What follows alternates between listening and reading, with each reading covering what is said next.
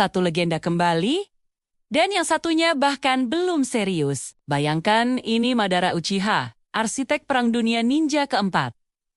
Bangkit sekali lagi dalam wujud Edo Tensei yang abadi, lengkap dengan Rinnegan, sel Hashirama, dan pengalaman tempur yang menggetarkan 5 negara besar. Lalu, di hadapannya, berdiri Son Goku.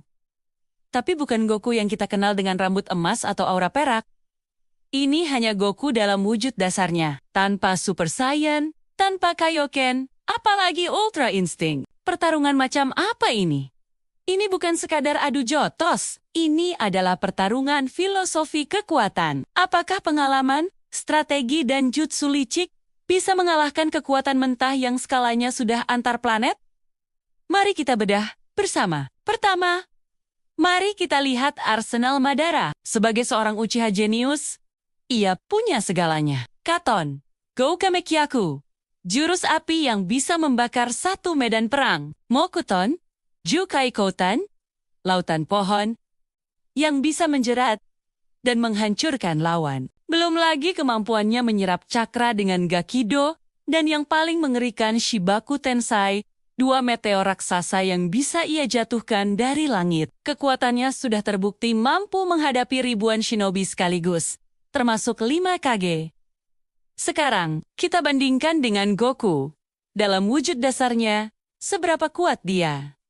Nah, disinilah letak kesalahpahaman banyak orang. Goku Base Form, setelah saga Battle of Gods, sudah menyerap kekuatan Super Saiyan God ke dalam dirinya. Artinya, wujud dasarnya saja sudah berada di level dewa. Kita bicara soal kekuatan yang bisa menghancurkan planet dengan satu pukulan serius. Kecepatannya jauh melampaui kecepatan cahaya, dan daya tahannya memungkinkan dia menerima serangan yang bisa melenyapkan tata surya. Jadi, bisakah jurus api Madara membakar Goku? Mungkin hanya akan terasa hangat. Bisakah lautan pohonnya menjerat Goku? Goku bisa dengan mudah menghancurkannya, atau terbang menghindarinya. 2 meteor dari Chibaku Tensei. Bagi Goku, itu mungkin seperti menghancurkan 2 kerikil besar. Secara fisik, ada jurang yang sangat dalam di antara mereka. Keunggulan Madara di sini bukanlah kekuatan, tapi variasi serangan dan keabadian tubuh Edo Tensei-nya. Baiklah, kekuatan fisik jelas milik Goku. Tapi bagaimana dengan kartu as Madara yang paling berbahaya?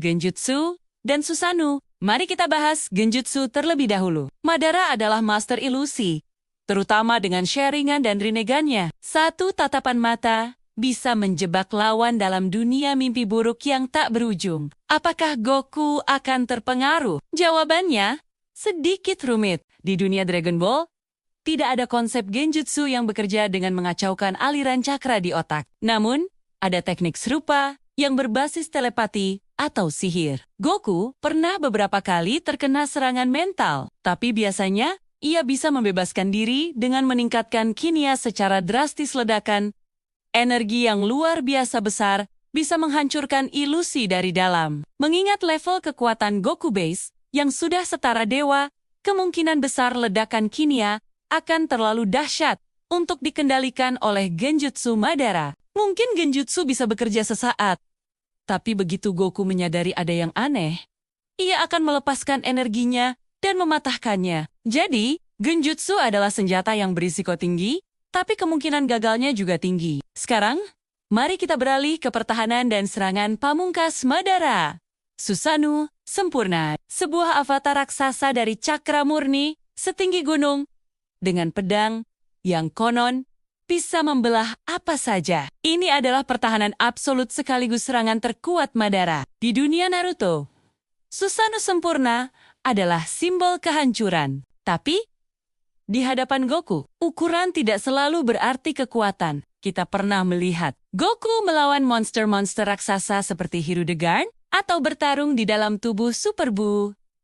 Susanoo sempurna mungkin terlihat mengintimidasi, tapi bagi Goku, itu hanyalah target yang lebih besar dan lebih lambat. Satu Kamehameha serius dari Goku Base, yang energinya sudah setara penghancur planet, kemungkinan besar akan melenyapkan Susanoo sempurna dalam sekejap. Bahkan jika Susanoo bisa menahannya sejenak, Goku punya kecepatan untuk bermanuver di sekitarnya, dan menyerang Madara langsung di dalam kristal di dahinya. Jadi, kekuatan fisik Goku menang, genjutsu kemungkinan besar tidak efektif, dan Susanoo hanyalah target besar. Apakah ini berarti Madara tidak punya peluang sama sekali?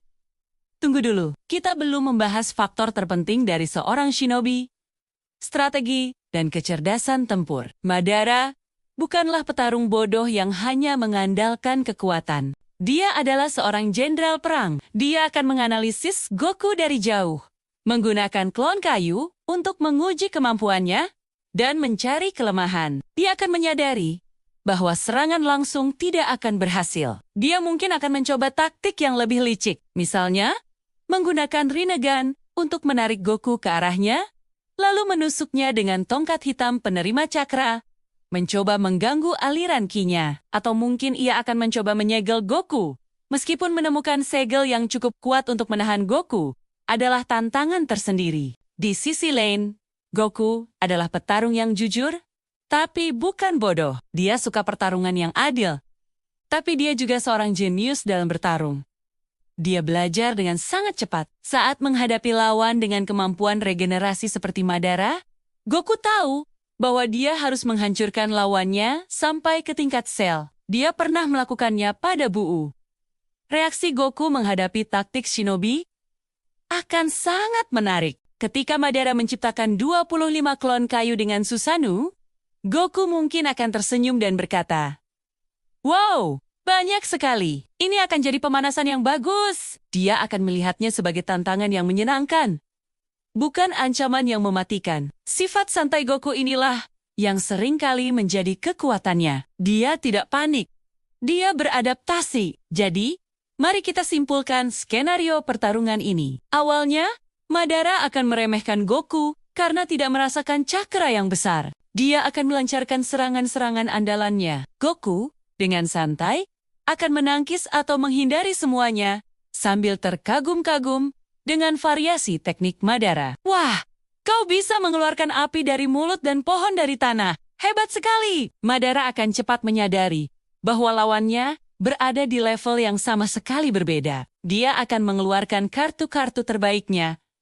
Susanoo Sempurna Chibaku Tensai. Goku melihat situasinya mulai sedikit lebih serius, mungkin akan melepaskan satu pukulan atau satu kiblas kecil yang akan menghancurkan pertahanan Madara dengan mudah. Disinilah letak inti permasalahannya. Pengalaman tempur Madara yang luar biasa tidak bisa menutup jurang kekuatan mentah yang terlalu besar. Ini seperti seorang ahli strategi catur terbaik di dunia melawan seseorang yang bisa membalikkan papan catur dari seberang ruangan hanya dengan menjentikkan jarinya. Strategi menjadi tidak relevan jika kekuatan dasarmu bahkan tidak bisa menggores lawan. Pada akhirnya, Madara akan terus beregenerasi berkat Edo Tensai, tapi dia tidak akan pernah bisa melukai Goku secara signifikan. Sementara itu, Goku, yang awalnya hanya ingin bertarung untuk bersenang-senang, mungkin akan mulai bosan.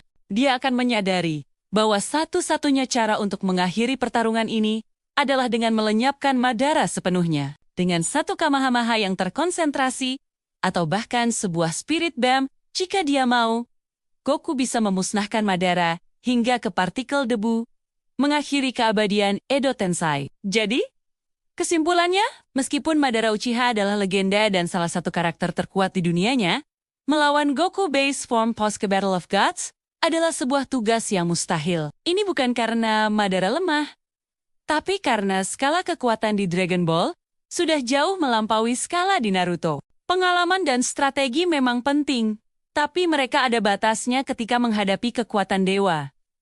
Bagaimana menurut kalian? Apakah ada strategi dari Madara yang kami lewatkan? Mungkin ada jutsu tersembunyi yang bisa mengubah jalannya pertarungan? Tulis pendapat kalian di kolom komentar di bawah. Apakah kalian setuju Madara akan kewalahan? Atau kalian punya skenario di mana sang legenda Uchiha bisa mencuri kemenangan? Terima kasih sudah menonton. Sampai akhir. Jangan lupa untuk like, subscribe, dan nyalakan lonceng notifikasinya agar tidak ketinggalan pembahasan seru lainnya. Sampai jumpa di video berikutnya.